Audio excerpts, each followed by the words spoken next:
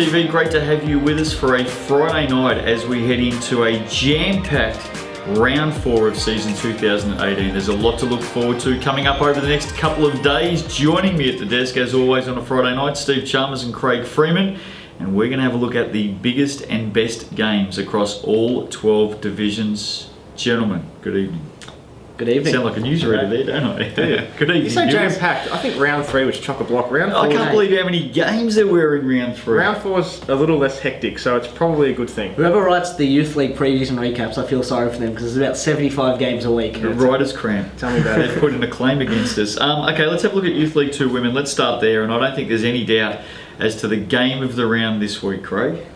Casey versus Pakenham. Both teams 3-0, both teams on a roll. Casey leading the league at points per game at 91. Which, just on that, in next Youth League best. 2 Women, 91. That is insane. massive. Yeah. Look at that, the next best is 64. So that just shows how big of a gap there is.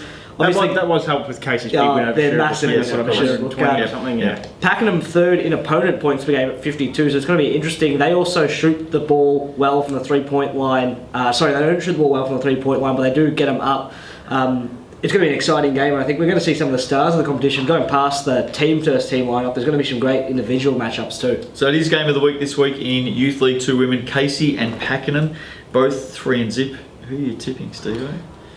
Casey at home. I'll go Pakenham just because he went Casey. I think you might see a Casey win. If in doubt, you know what my rule is. If in doubt, go the home team. I'm going to tip a triple-double to I think he's going to say triple overtime. Triple overtime. Well, triple double based on steals, no doubt. She loves a steal, doesn't she? Look forward to that one. It'll be an absolute beauty. Let's go to Youth League 2 Men. 2 teams that need a win.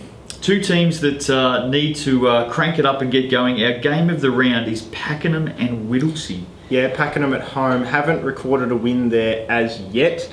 So certainly on their minds to try and stick home court for the first time this season. 13 points per game, the Warriors at 89 points. However, I think for the Warriors, they allow their opponents to get to the free throw line just far too much. Interesting here, Pakenham's only played 3 and Whittlesea's played 5 already. Whittlesea's second at last in field goal percentage at 32% and second last in 3-point percentage at 26%. So Whittlesea needs to either find better shots or start landing them. Or get to the line, which they could do this game. So it's going to be interesting to see what their tactics are moving forward. Who are you going for? Pakenham at home. I think they get the win. I'm going to go the Warriors at home. I think Lee Belton will belt up on Whittlesea, and I think Packy will get up. Yeah, all 3. Happy with that? Pakenham. Okay, fair enough. Content. Let's go to Youth League 1 Women. And you talk about desperation stakes, 4 rounds into the season, and it doesn't get much more desperate than what this is. Eltham and Chelsea is our game of the week, and these 2 teams, quite simply, must win. Yeah, I think writing's on the wall for both of them. Both teams just have struggled to score the ball early last and second last in points respectively.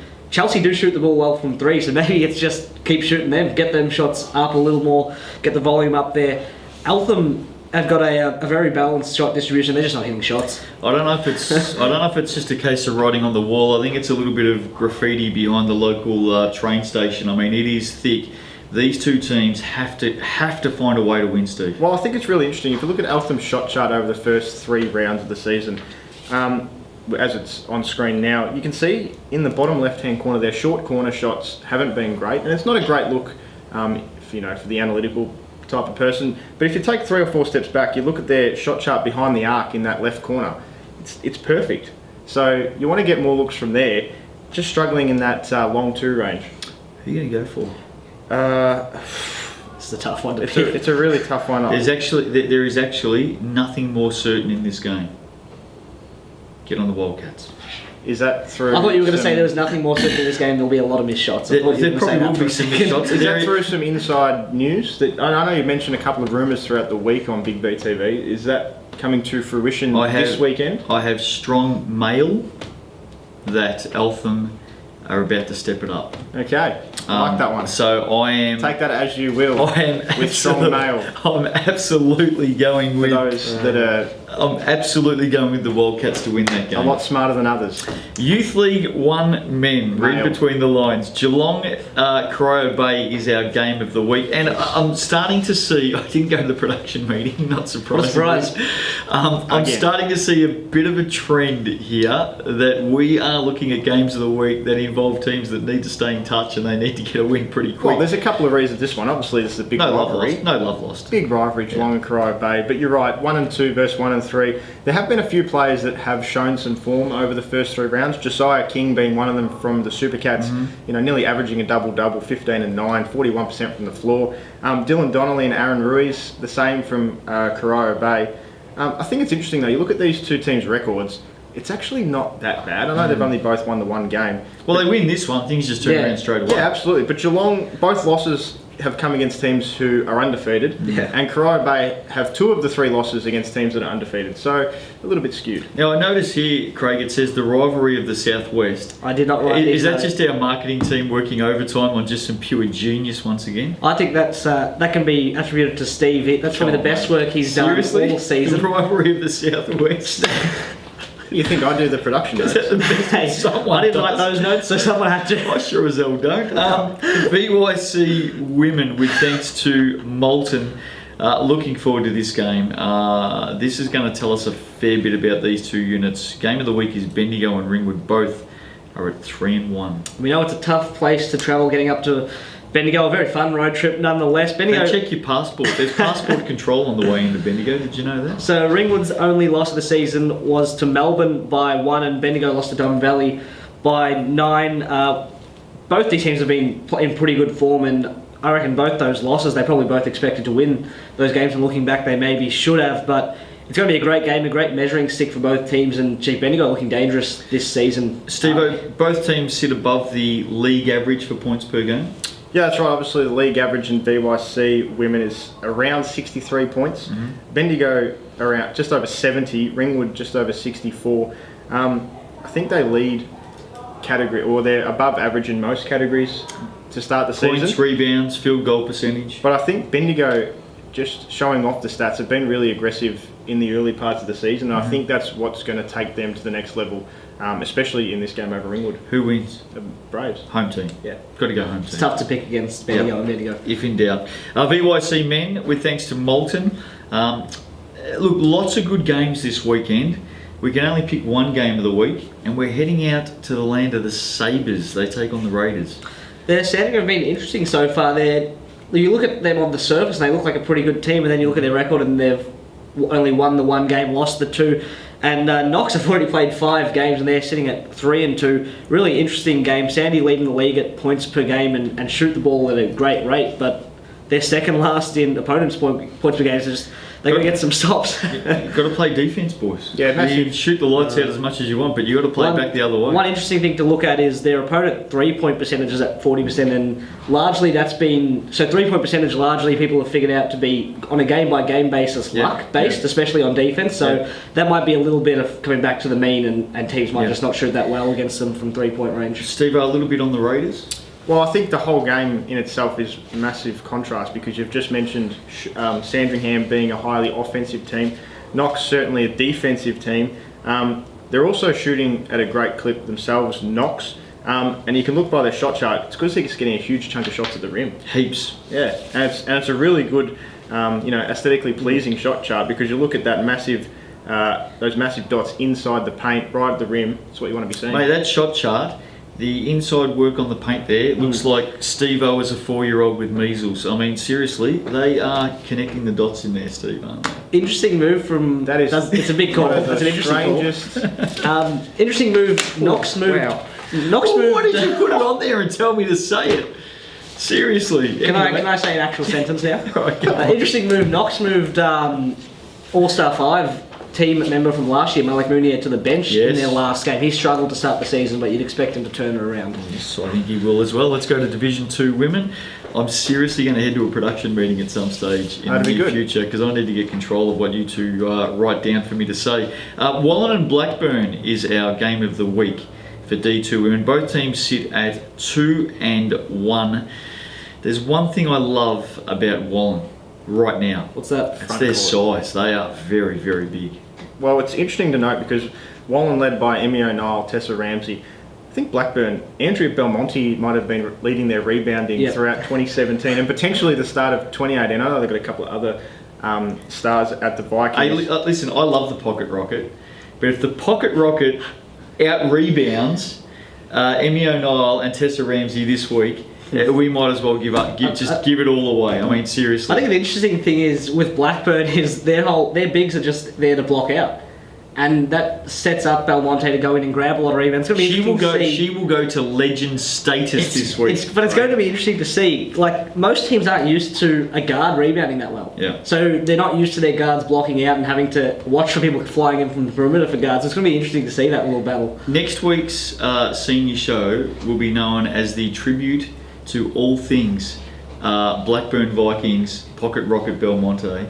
If she out rebounds even one of Emmy O'Neill or Tessa That's a challenge for this week. We will dedicate the whole show to her next week. We'll throw in some results here and there, but it will be the Belmonte blockbuster next Tuesday night, Steve. Who are you going for? Wallen. Let's go to D2 men.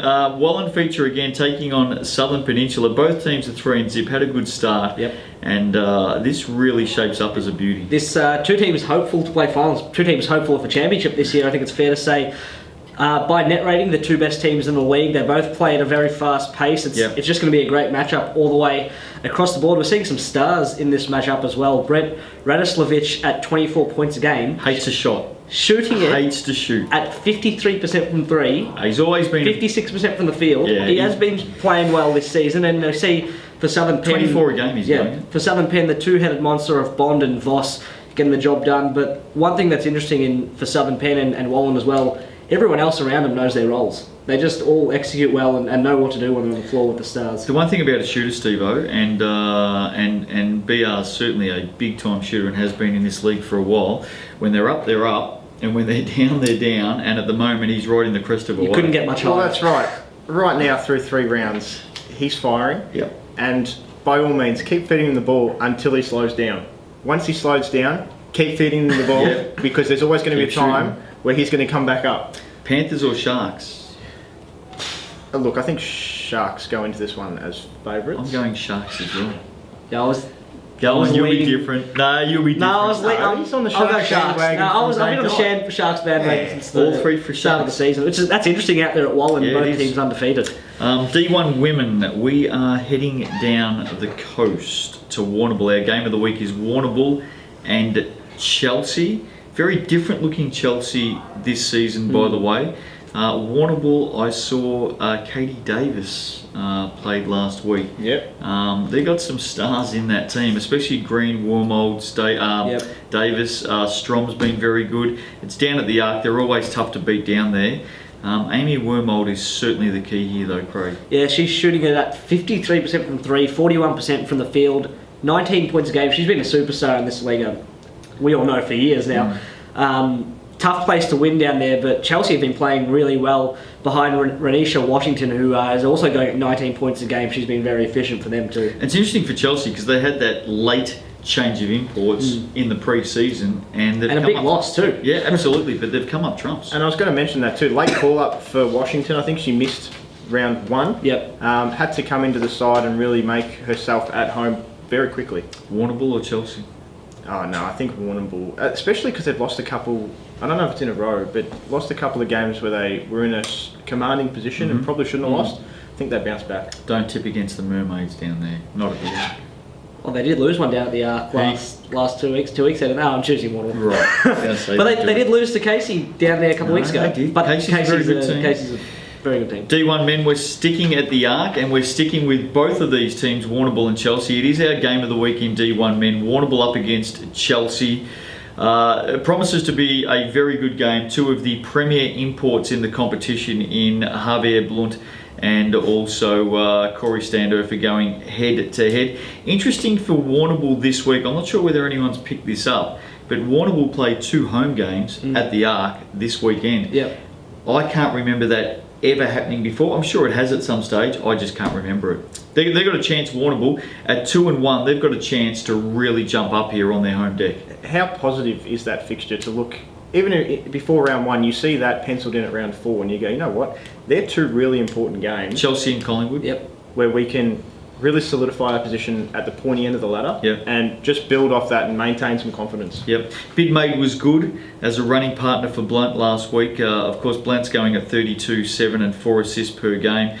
They do, however, allow a fair bit of the through ball. I saw that on the notes, but I was going to say, with Chelsea, I know they've got standard for Frost and Brasser. I don't know if that's going to affect them too much, because I know Corey certainly likes to get to the cup and to the line. Brasser can shoot the odd 3 ball or so, but he also likes to attack the paint. Frost is also inside. So I don't think the fact that they're giving up too many threes is going to affect them as much in this contest. Really, because Chelsea shoot the most threes in the league. So you two And I just clearly saw read the next part of the notes, so no idea. I've written these notes, and that's why I wrote that they allow the most threes. There you go. Second most threes. I actually just love the fact that the pair of us knew what was coming and we allowed Steve to And we, get into the hole. I could hear him talking himself into a hole, but It's fantastic. I love every minute of it. So what I was going to say about this game is, with those 3 stars that do like getting to the rack, they open up a lot of shots for the rest of the players on their team, and even Corey attracts so much help. And I think teams are starting to recognise now that they can't help as much, because they've been leaving a lot of shooters open, helping off them. Which is exactly why they like to get to the cup, so it won't matter exactly too right. much, because they'll spread the floor. digging the holes, and they'll Steve. keep the shooters contained. I'm going to fire Chelsea right up here. Yeah. Chelsea can't win this season. Woo. Haven't got the depth. This game, this season. They can't win the title Really? this season. Yeah, Oh. haven't got depth. There's no doubt they've got a big 3 standout for Brasser and Frosty the Snowman. Very, very good. Someone else has to step up. Those 3 are so good. You shut one of them down, and there's plenty of good defensive easier said- plays in this comp. I know that. I'm just saying, the way that I'm seeing things after 3 rounds, they cannot win it this season. Teams They have- haven't got the teams have been trying I'm to just going to shut- fire them up. I know it's Teams going have been to. trying to shut Standifer down for 10 years He's now, a and they star. haven't been able to. He's a star, Craig. There's no doubt about it. He's a star. But if Brasser or Frosty have a down game, who's the next one in line? Who's coming up? Some of them get in foul trouble. Who's coming in? They need some depth. Now, hopefully they can create it and build it, and they're going to go on and they'll But win a championship and prove me wrong. I think the upside for them is their depth, and their lesser players can all shoot the ball. Who wins this game? Chelsea. Chelsea. Warrnambool will win the game. Thanks very Big much. calls and certainties was last night. Justin, you're late to the party. Well, I hope it fires them up. That's what we're here to do. Anyway, prove me wrong. State champ women, Sunbury and Knox is our game of the round. And I reckon on last night's show, Steve-O might have said that out of the current top 6, Knox is the one that will miss out in state champ women. Well, taking a leaf out of your book, as you mentioned, you've got to fire some teams up. That's exactly what I've done. If Chelsea win this week, they owe me. Oh, God. Rightio, Sunbury and And they'll Knox. thank Craig and myself. Tell us a little bit about the game, because it promises to be a very good game against a team that loves to score and a team that loves to play deep. I think Knox are a little bit underhanded at this point of the season compared to what they've shown in seasons past. You look at the stats across the board; they're just they're at the median, they're at the mean. In terms, they're not really outstanding in anything in particular at the moment. Sunbury, clearly the best offense in the league again, as per last season. I think that's what's going to get them over the line in this contest. They will be missing Josie Stockhill again. We wish the Kiwis the best of luck, of course, up there in the Commonwealth Games, as well as the Opals, for obvious reasons. What are your thoughts, Craig? I think Knox have been really well coached up to this point. I don't think that's going to stop all season. One of the best coaches in the league, as we all know. It's just going to be a really interesting battle. I think if Knox can take a bit of the sting out of the game, slow this one down, and really make it a grind, they've got a great chance. I reckon Knox have about another 30% in them yet. I just think they're going to build their way into the season, but I don't think they're going to get the win here. I think Elise Penaluna showed a fair bit last week, starting for the Jets, and I think the Jets are well primed. You imagine Elise Well-primed. will get better and better as the season goes on. Does Lucy Dawson go to Elise Penaluna this week? Good matchup. Yeah, Yes. great Good matchup. matchup. State champ men, been a really tough opening 3 rounds. There's a lot of teams looking for wins this weekend. The game of the week, I'm seeing these notes for the first time. McKinnon take on Waverley. I'll let you two clowns talk about it. Off you go. All right. Well, I think the Falcons are a really interesting side this season. You obviously saw them go nearly all the way last season, finishing as runners-up. I think they've really improved their depth on season 2017, and that's what's really going to take them a lot of the way this season. Yeah, I think Waverley haven't played up to their standards this season. Their offense is down 17 points per 100 possessions, so 17 lower offensive rating. Their defense is at pretty much the same rate. They just haven't been able to score, which is interesting because looking into the season, you'd say they probably added offensive weapons. If anything, maybe they just need to find their groove, add the new parts. It might take them a little bit to click. McKinnon have been on fire to start this season. They score over half their points in the paint. They get to the free throw line. They've got athletes. They've got guys who get inside. Ivan draws a lot of fouls. I think the interesting thing here is going to be Waverley are so good on defense, and they've been for years. Can McKinnon still get inside and get in the paint against a defense like that? Who wins? I'd go with the informed team, McKinnon. Yeah, I'm going to agree. I think Waverley just building into their season, like Craig said. McKinnon right at the pointy end in terms of confidence right now. So there you go, big games coming up in round 4. It is going to be a lot of fun this weekend. Make sure you get out and support your teams. As always, enjoy it. We'll catch up with you on Monday night. We're back at the desk for more. And don't forget, the challenge is laid down. Will next Tuesday be the Belmonte Blockbuster Show? And will Chelsea win? In what, D1 men? Yep. Well, we've laid down the gauntlet. Well, I have anyway. We'll see what happens. Have a great weekend. Enjoy it. We'll see you next week on Big VTV.